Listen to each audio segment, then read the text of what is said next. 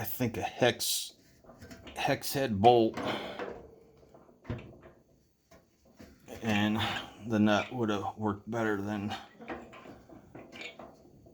the Phillips head screw. I think it would have been easier to get in there and tighten it down that way, even if a washer would have been added to it.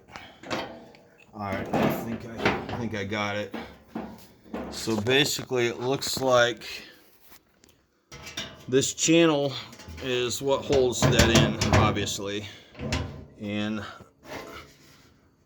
that groove in the shelf sets on this peg, and that's what holds it down. I think this right here should have been longer, probably come down even with the bottom of this, with this piece of the bracket. Is when I actually move it, you can see I haven't heard anybody say the thing slipped off or anything, so added security, in my opinion, would have been good. So basically, looks like you lift it up and get it to slide on that bracket right there. It keeps it from dropping down, and it folds up. And that's basically how it looks up there. Pretty simple, but very effective design. So now I'm going to get the interior parts for it now. All that stuff's outside.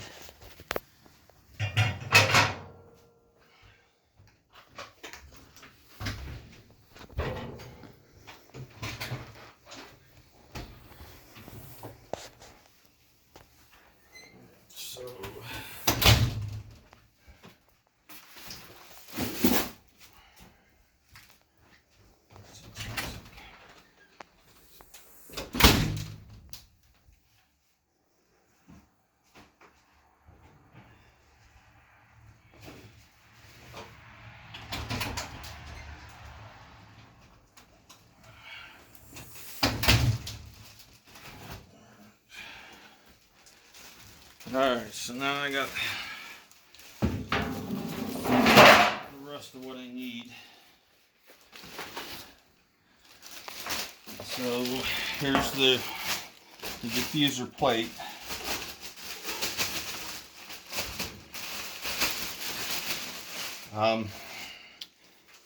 I do know the thing that should have higher, because of the air gap, heat blowing through here, hit your temp. I do know that.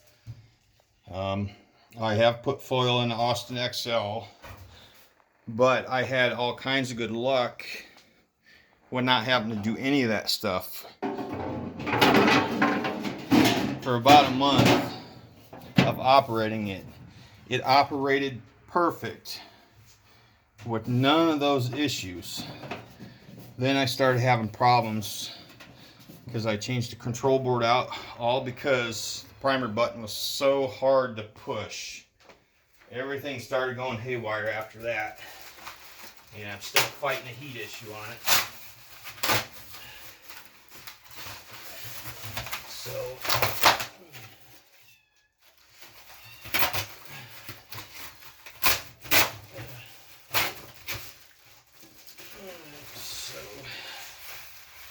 Wow, they put a lot of oil on this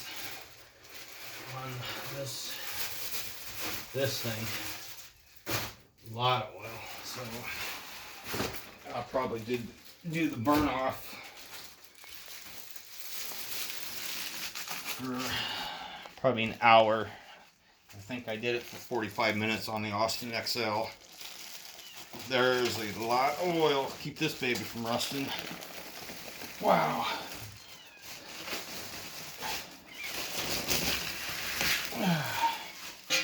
Alright, so the slots fit,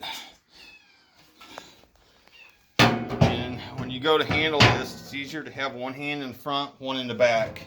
And the slots fit on the edges of that piece in there. Don't forget to peel your sticker off. Wow. Well, I had a sticker, but I just pulled the back of it off because they just actually laid it on all that oil and it stuck to it. So I just ruined a big sticker. Wow, that sucks. Oh well. All right, now the sear plate, you know, it's got tons of oil on it too, keep it from rusting. And of course that's going to go in. There's some slot. All right, so you got the pegs on the back. It fits in the slots. That way, it's basically your open and closing. So basically, when you shove the handle, it shuts it. And it opens. Stopper is basically what it is. And here's the cool little clip down feature. Get all this oil on my hands. It's a lot of oil.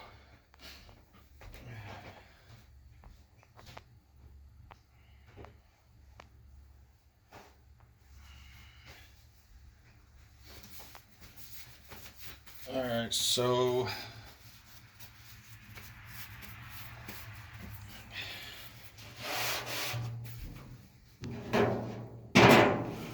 now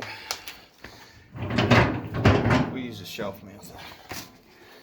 Alright, so we got the sear plate. Now they want us to install the handle. Here's the handle. They're showing to take the handle off. So we're going to unscrew the handle. And it's basically just going to go through the hole in the side. There's a rubber grommet in there. And then the slot fits in the slot right here. And then you push this over to lock it in. That way you don't have anything to take off. When I take it off on my Austin XL, I just unscrew the handle on it, the ball knob handle, and pull the rod with the sear plate and heat diffuser and everything out together. So we just screw this in.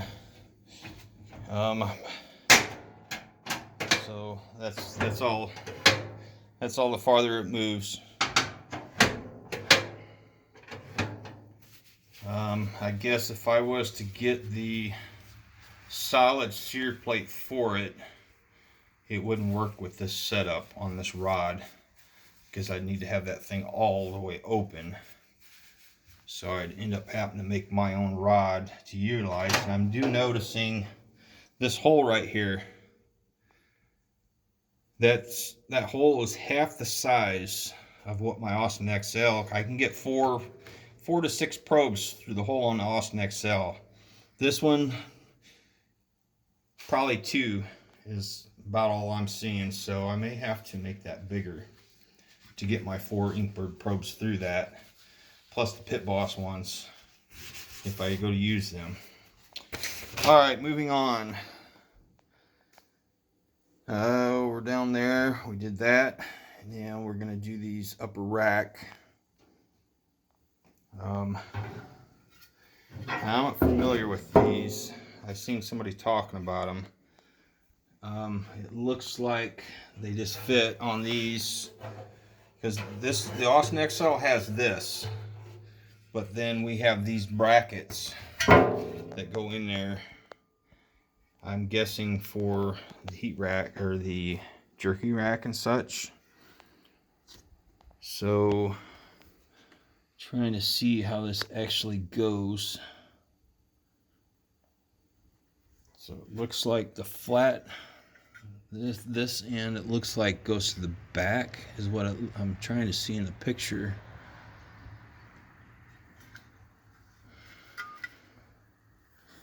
It's kind of tough to really see.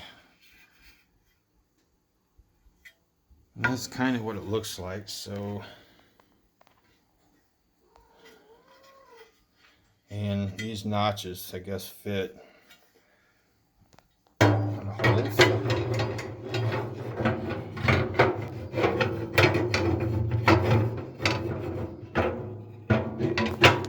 Okay, yeah, there we go. All right, so that's what it looks like. It's more, almost more as a shelf extender. I could extend it out here, but there's no notch right there. So I'm not exactly sure, and it looks like it drops it down, and this must be the stop for it. So you got this rack and up here. So, well, I'll find out how it actually is later. All right, so we're gonna put this in just like we did the other side. All right, so then we can do the upper rack.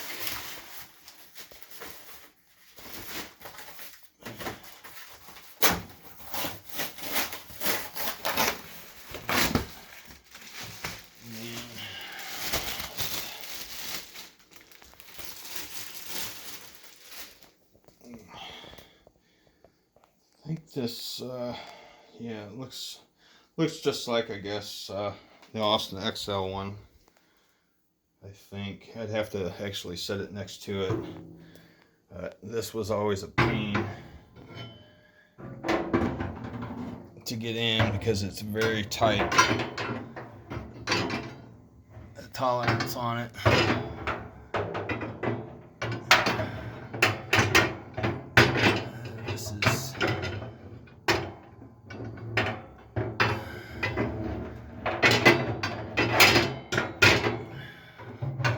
This is rough. Get this in there properly. There's not much room for it. Alright, there we go. So, yeah, this ain't setting in there like the other one did. So I guess it locks on these tabs or something. But the back sets up high. I'm not sure if that's correct or not. I'll find that out later, but I was used to that back pin setting in these notches on the Austin XL. So maybe I'm not for sure on that. So let me take the bracket out. It's probably an option because they give you a beef jerky rack, and the bottom portion looks like it would be for the beef jerky rack. All right, so yeah, I've got those out and set it just like my Austin XL is setting in the rear peg. The problem I don't like, if you move it forward and you got stuff all over it, it's kind of top heavy. They should have extended these brackets out. So that's kind of my feeling on that. So I'll play with these brackets a little bit later. Hopefully find more information. So then, oh, I forgot my grills. You have a grill without the grates.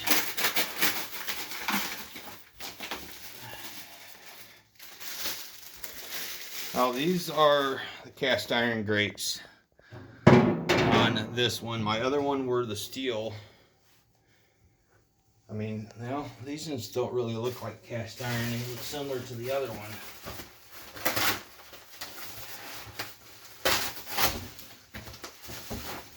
Yeah, I guess they are. similar, but we get these set in here.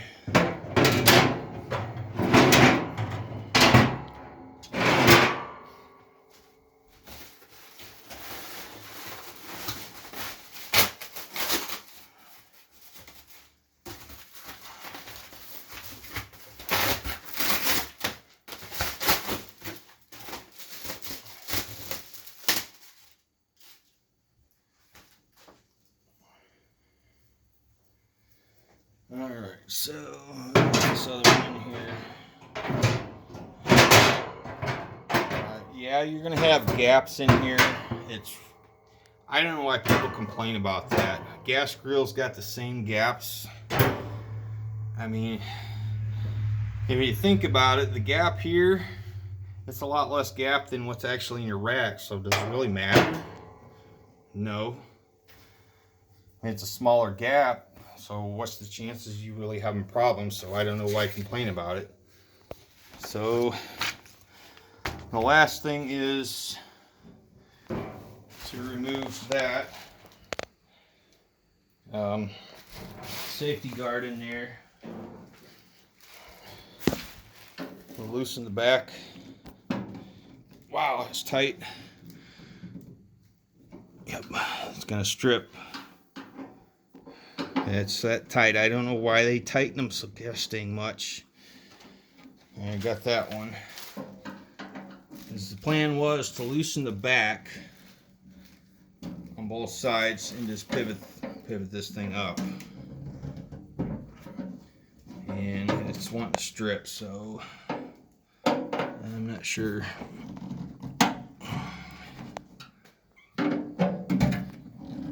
So it looks like just the one is giving me problems. Later on, I'll cut the center of it out later on. I'll cut it right here on this edge all the way, because if this is out, it actually makes this flimsy. You see how flimsy it is right there? If this isn't in there, it makes it flimsy. So that's why I wouldn't have it completely out. My preference.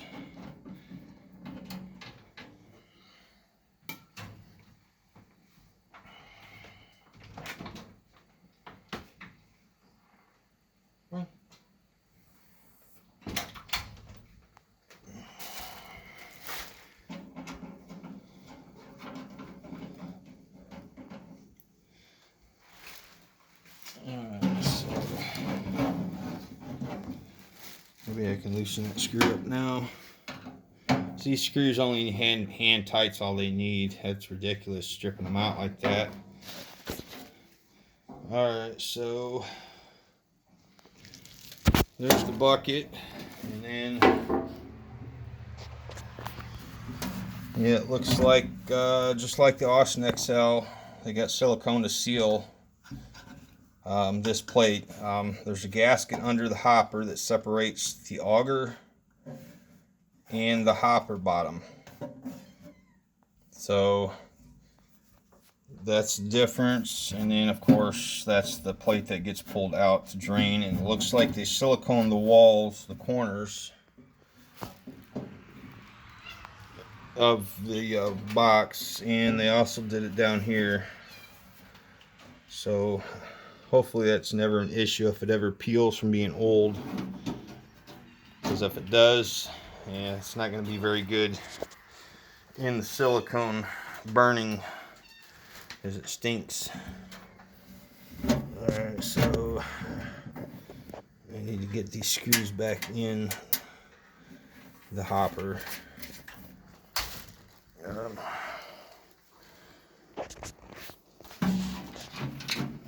And then well, see, if you look in here, you see this gap right here? That's how flimsy the wall is. So you really need something to support that wall in there. So figure you got 30 pounds of pellets in there. Well, you know, most of the weight, yeah, is at the bottom, but you fill that all the way up and it's going to bulge your sides out. So I would recommend cutting the center and leaving one row of squares all the way around for a stability bracket around it. That's what I plan on doing. When I feel like doing it, I guess. It's nice to be able to vac the burn pot out, grab a handful of pellets, drop them down in the burn pot, then put all my heat shield and all that stuff back in for a quicker light up, basically. And I'll do the same thing for the burn off, because you gotta set and prime that up. So if I put a couple handful of pellets in the burn pot, by the time that auger is full, then I shouldn't be standing there priming it. It'll do it itself. Alright, so then get this handy dandy little bucket here with the easy clean out insert in there, and that just hooks on that little hook, and that's pretty much it. So if we look back, I mean, about the only thing left is for me to plug it in and do the burn off, and I'll probably do the burn off tomorrow because I'm anxious to see the heats and cycles and all that stuff, what's going to happen, how good it retains the heat and different things like that. I was told I'm really going to like this one better than the XL, so we'll find out and see how things go. So hope maybe somebody learn something about it, and it might make things easier for them. I haven't seen too many videos of the Sportsman out there. All the research that I've done, I just haven't seen anything done as far as in-depth reviews, fixes, or any of that stuff. Everything's always on the Pro Series. So got any questions, leave comments or whatever, and I'll try to answer them for you. But it looks pretty cool with the orange stuff on it. I don't know if I'll ever use the hopper, or I mean the bottle opener, but the shelf and this and that on it. But looks pretty good. So leave comments, questions, or whatever. I'll try to answer them.